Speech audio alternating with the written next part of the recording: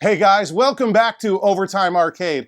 I'm Charlie and this is Teddy the Arcade Dog. And if you saw my most recent episode, you know that we just finished restoring this Williams Joust arcade cabinet, and I can't wait to get started on our next restoration project. So out in the garage, we've got quite a few different arcade machines waiting to be restored. Some of them I've shown you already, some of them I've only talked about, and some of them are a complete mystery. You have no idea what's to come. So I'm really hoping to get caught up on pickup videos and project overviews, just to give you a sense of what's to come, what to expect over the coming weeks and months on this channel. So guys, in this episode, we're gonna head out to the garage and dig into my Atari Missile Command cocktail cabinet, cocktail table, right? That's right, this is part one of the Missile Command restoration project, and I think this is gonna be a fun one. You know, Atari really hasn't gotten a lot of love on my channel, and that's really, that's on me. I love Atari. I'm a huge fan of Atari arcade cabinets. They're super high quality, great games, a lot of fun, and I'm hoping to fix that. I've actually got 3 Atari machines to restore out in the garage. But in this episode, we're going to dig into that Missile Command cocktail, tear it apart, see what's going on, and see what we have in store for us with this project. So if that sounds like fun, why don't we head out to the garage and get started? Let's go! Overtime!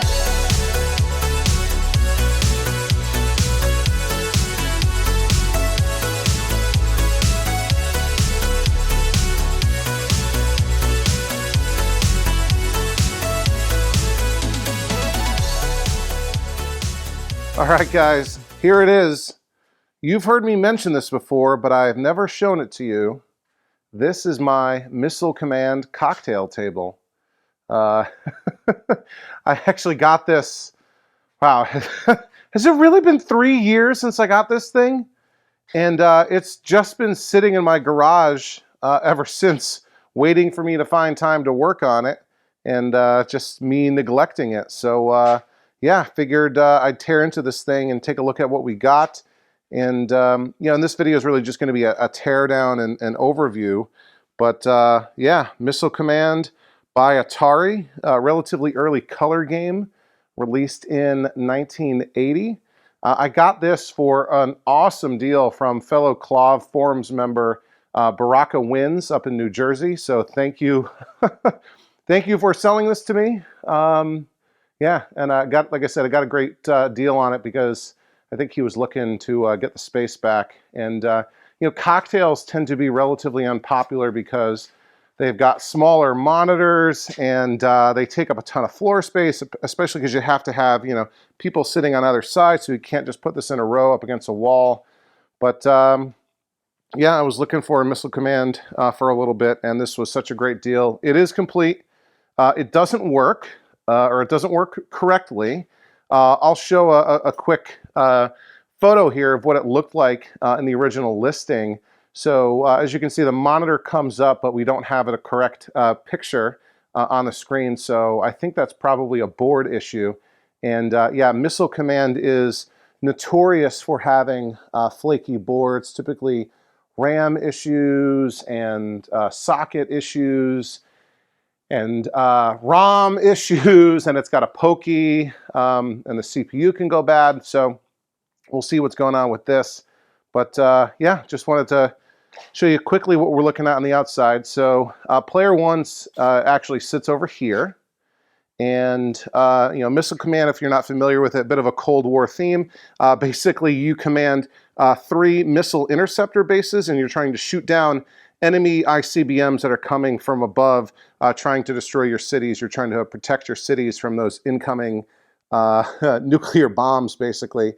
And yeah, we've got a little control information card over here, instructions, and we use a trackball to move a cursor around, and we've got 3 fire buttons for the 3 missile interceptor bases. And yeah, on the one player side, the player 1 side, you've got start buttons, and these are sort of the typical Atari volcano cone buttons that light up, I believe. And then the card up here tells you it's 1 player start or 2 player start, and then there's a single coin slot here. So that's kind of interesting. Usually there's 2 because coin mechs tend to jam up. I believe that's a speaker grill right there, and come along the side. There's another grill here. I don't know if this is a second speaker or what's going on with that. We've got metal legs you can raise and lower the height of the cabinet. I think we've got it right now on the lowest level. I think that's just a inventory sticker. I don't think I've seen the original Atari serial number sticker on it, so it might have been removed. So the player 2 side over here, instead of the start button, this is the access panel to get into the cabinet. So we've got some more interesting artwork right here. Instead of the labels for the start buttons, the same instruction card and the same controls, trackball and 3 fire buttons.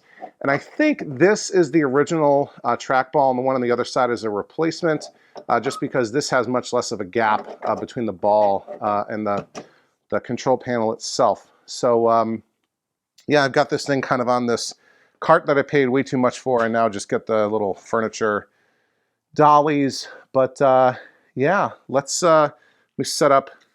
I've just got the sort of selfie stick tripod this time. Let me set this up and we can take a look at what's going on in here. Alrighty. I don't know if you're going to be able to see the way I intend you to see this.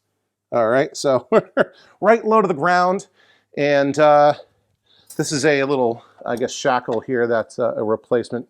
Originally, it was just this lock that you open and close things with, but we'll open this up. Toss that lock aside, which I don't have a key for. And this is the access panel that tilts down. Obviously, we've got a game board right here.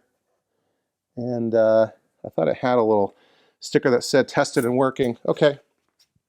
So here is the Atari serial number sticker right here. And it says it's model number 23601.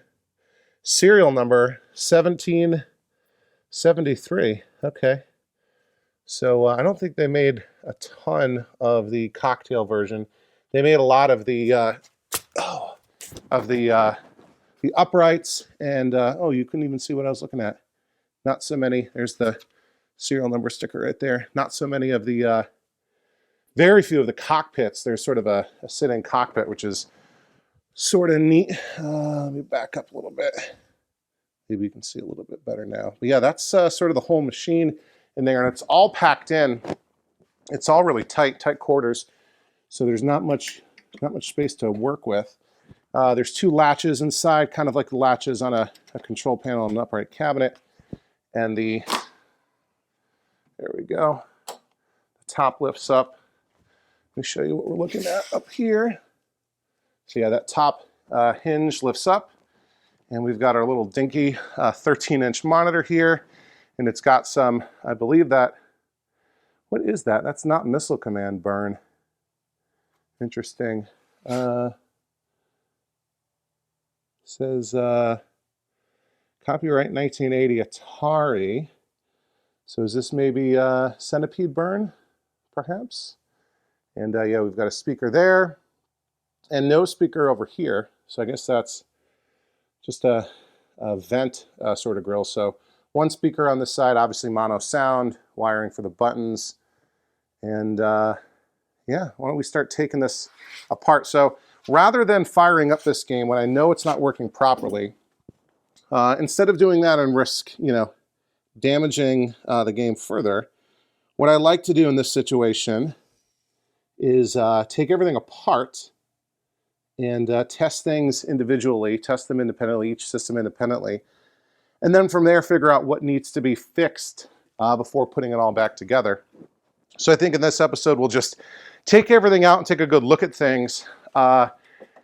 In the future we'll test everything and repair things one by one, starting with the power. You always start with power, the transformer assembly and the AR2 power supply, and the monitor and the board and all that sort of thing. And we'll restore the cabinet too. There isn't a ton to do. There's some, like I said, rust on the legs, and we'll fix the T-molding, and I'll show you some weird things going on with how the monitor is mounted. And there's this sort of weather stripping on top. So the top of the cabinet's in pretty good shape. There's a bit of weather stripping under the glass that's used to seal it and prevent drinks from being spilled, and we've got some rust on the metal clips that hold that in place. But all in all, not bad. So first things first, I'm going to pull the board, and really I haven't done much with this. I think I took the monitor out at one point to I think, did we use it to test the Miss Pac-Man? But yeah, so right off the bat, there's two edge connectors that plug in from the harness into the single PCB, which has a Pokey here, a CPU, some ROMs. This is what revision is this board? This is a Dash 04. So this is a revision 4 of the Missile Command PCB. And I can already see there's a hack that was done here. I think this is all ground plane. So these red and black wires were removed from the large edge connector into this Molex or whatever, and then soldered directly to ground plane on the board. Maybe this one isn't ground. I don't know. Interesting, but let's go ahead and disconnect it and get this board out of here. Obviously, we will repair it. We'll disconnect the two edge connectors. All right. And here are these two screws that hold the board onto two little wooden blocks here. We'll pull those, and the board slides out. So a little plastic sort of guide there, similar to what you see in I guess Midway and Atari use similar things. I'm going to put the circuit board of the PCB in an anti-static bag for safekeeping. Oh yeah, there's a little, let me show you this. I thought I had saw this before. There is a tag on the board. There we go, right here. It says tested and working. And in the back it says Haney. That one says Haney. Something. Estimated $115. Something else written on it that I can't make out. Carson, maybe? Okay. But yeah, other than, we can take a closer look. Other than that sort of hack job here, the board itself looks in reasonably good condition. It's got all these tiny little capacitors. These are the ROMs here. We can see on someone has attempted a repair right here. It's been double socketed, and somebody, if you can see right here where my thumb is, has a jumper from the leg down. I don't know if that's a broken leg or something, but we'll see what's going on there. And looking at everything, there's a couple chips here that have been socketed. I don't know if all of them originally were, but yeah, board looks pretty good. So yeah, I'm going to throw this in a anti-static bag just to keep it safe, and then put that in a cardboard box for safekeeping. All right, what is next? Hopefully you can still see what's going on here. Let me maybe pull the monitor out. So I need to disconnect a few things. Let's see. I think this is the sync. It's already disconnected. And this is the signal cable. This looks like a weird connector for the power. Is that everything? I think this is supposed to go somewhere, but it's disconnected. I'm looking at it, I don't see anything else connecting the monitor to anything else. So I think we're probably free. Make sure the power plug isn't going to get tangled. All right, and now what I'm going to do is, there are these screws here and here, but not in the other corners. Let me actually set up the tripod so you can see what I'm about to do. Okay, I remember this being a bit funky from when I pulled this out to test the Miss Pac-Man. There's a bunch of like washers being used to elevate it. And yeah, based on the burn and everything, I don't think this is the original monitor that came in the cabinet. According to the manual, this game should have come with a Sanyo or Matsushita monitor, a couple of Japanese monitors, as opposed to, you know, like a Geo 7 or which is an Electro Home, or a Wells Gardner like 4600, something like that. So I think I need to open the control panel. There's some T-nuts that hold it in place here. I believe just then a hinge that tilts down. Yeah, there we go. And you can see the encoder wheel for the trackball. There we go. And bear with me here. I think I need to remove this panel, this wood panel, which kind of just comes right off, and it's been glued and pinned back together. But I think that otherwise prevents this monitor from coming out, because even this frame isn't correct. So now I think I can just lift it, not quite straight out. There's like these cutouts here.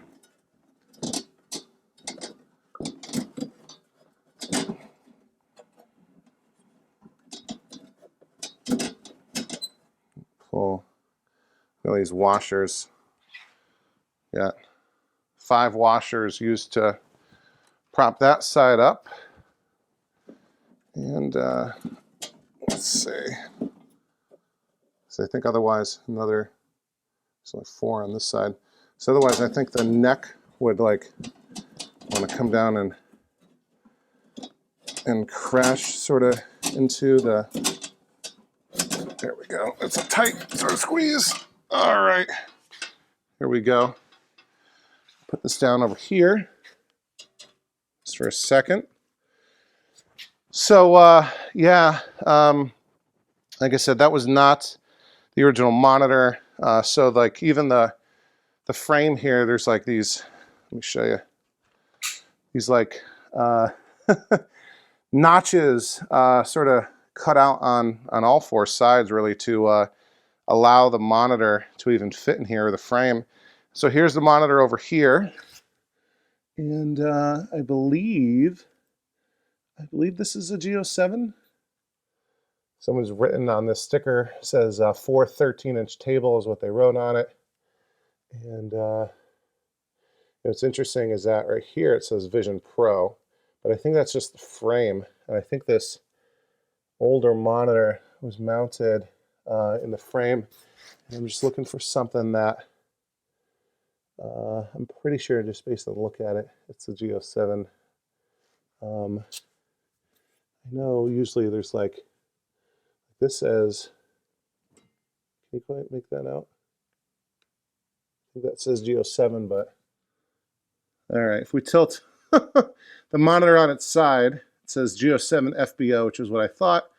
June 1981 is when it was manufactured, which I believe is after the production run of Missile Command was over. So yeah, this is a Geo 7 FBO 13-inch monitor in a Vision Pro frame.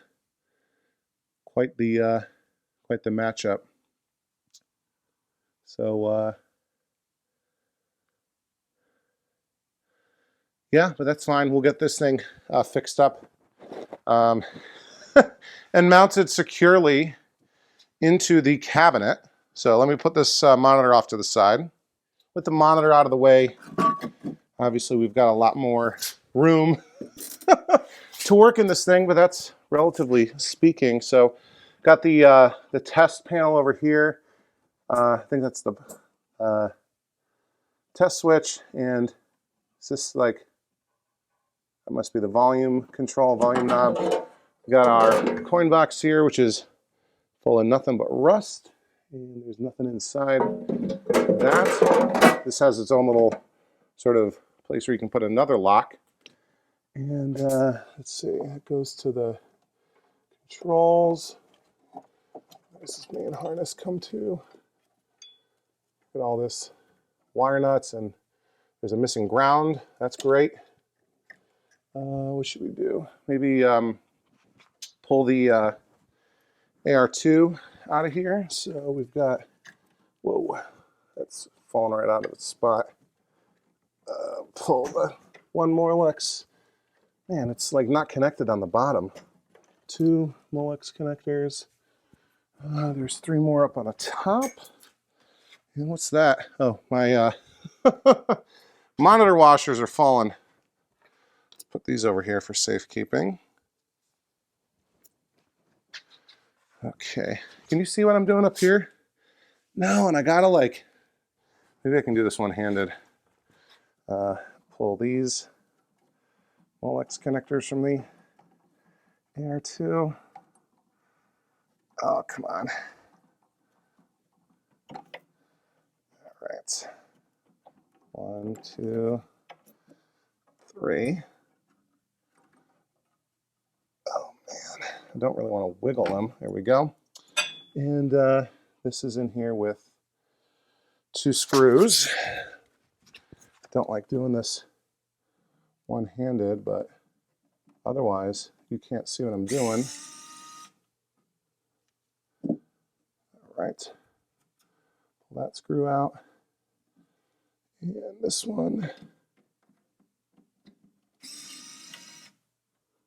The whole thing wants to fall off. Okay, here we go. And let's see what's going on here. Ooh, got some scorching on the back. That looks pretty bad. That's been repaired. So this board needs a little work. But I've worked on AR2s before. Let's see what we got going on. Yeah. Regulator audio 2, copyright Atari 79. And let's see. Does this match the serial? No. This is a A035435. So I guess this is a revision 0 AR2. Is that normally what came on a Missile Command? I thought. Oh, and this like resistor here is all scratched up. Huh. So yeah, and the board wants to flex a little bit. I don't think that's good. Yeah, so let me put this over here. Move my citronella candle out of the way without burning myself. So yeah, there's our AR2. And don't ask me why it's called an AR2 and not a RA2 when it's a regulator audio 2. Tested August 18th, 1980. That 4051-02, is that like a handwritten serial number? And you can see, yeah, so this is resistor R30. It's all burnt up. Or I don't know if there was a previous one that was burnt up and that's the replacement. But yeah, and there's more over here. That's R27 maybe. That was burnt up. R9 perhaps as well. And that pot R8, I think right there, looks a little toasty. So we'll take a look at all that. And then on the back, let's see. Yeah, these transistors are a bit scorched. Everything over here. Wow, look, oh, I think this is like the foam, but we'll reflow all of this and we'll fix this jumper here. But yeah, what a terrible mess of this somebody made before trying to fix it. So why don't we pull the transformer assembly out next? The brick at the bottom of the cabinet. Okay, let's see. Where's a good position for the camera? There we go. You can see that foam just disintegrated. But yeah, so I'm disconnecting the player 1 control Molex. There we go. And the player 2 is right here. Okay, that's disconnected. Let's go here. I don't know if there's a way to leave the harness in the cabinet or where the right disconnects are. There's a big one off of the brick. These all go to the AR2. Put the screwdriver anywhere. Let's see. Are you still able to see what I'm doing? I think so. Let's see what goes there. Those are, all these grounds are screwed on. That is separate. That is, wow, okay. What is this rat's nest? Okay. And this is the, oh, that even pulled right out. This is the power cord.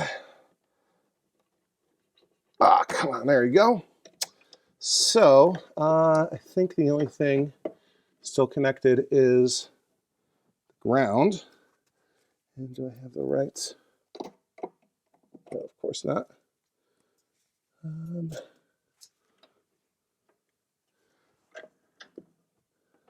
Yeah, let me grab a, probably a, looks like a 3/8 inch bolt. All right, finally got it.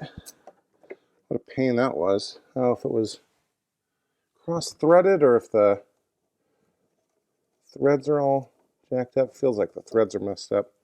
So now we've just got 4 screws that hold the brick into the bottom of the cabinet. Man, these don't want to come out either.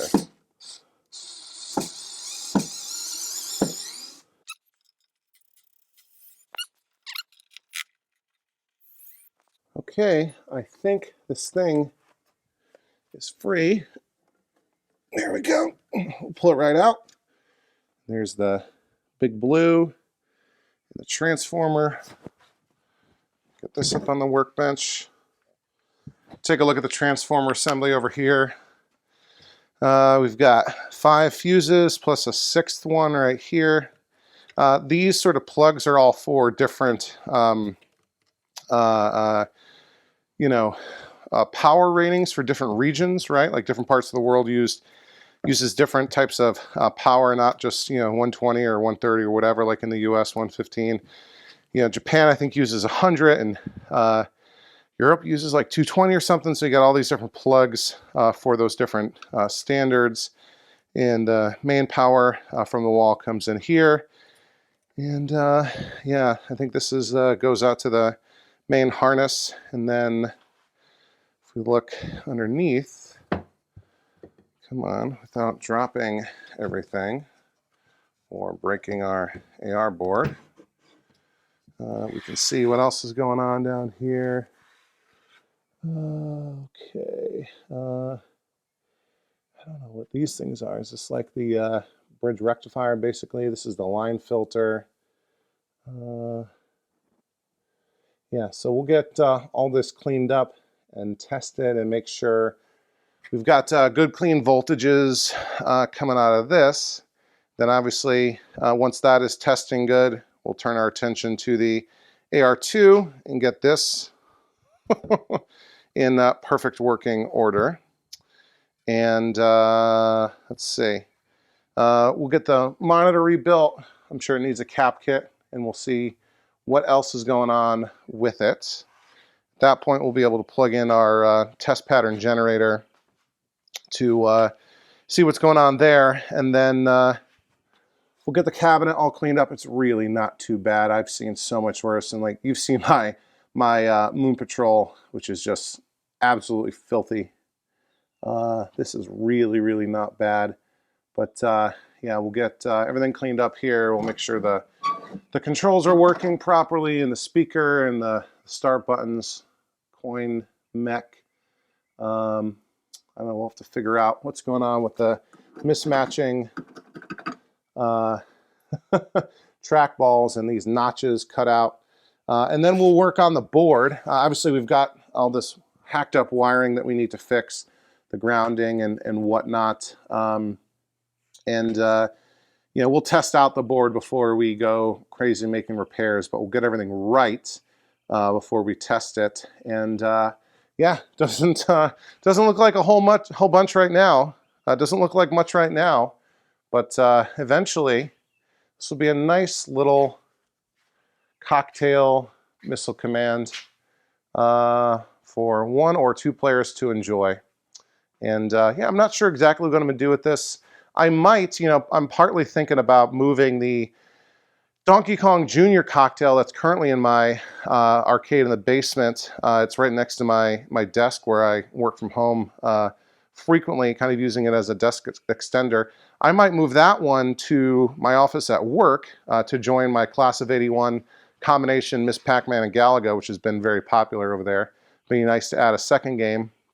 And then when this is done, when the Missile Command is done, I can bring that down to the basement and set that up in the spot where Donkey Kong Jr. currently is to be a nice little desk extender. And then coming over here, what am I going to do with the Moon Patrol cocktail?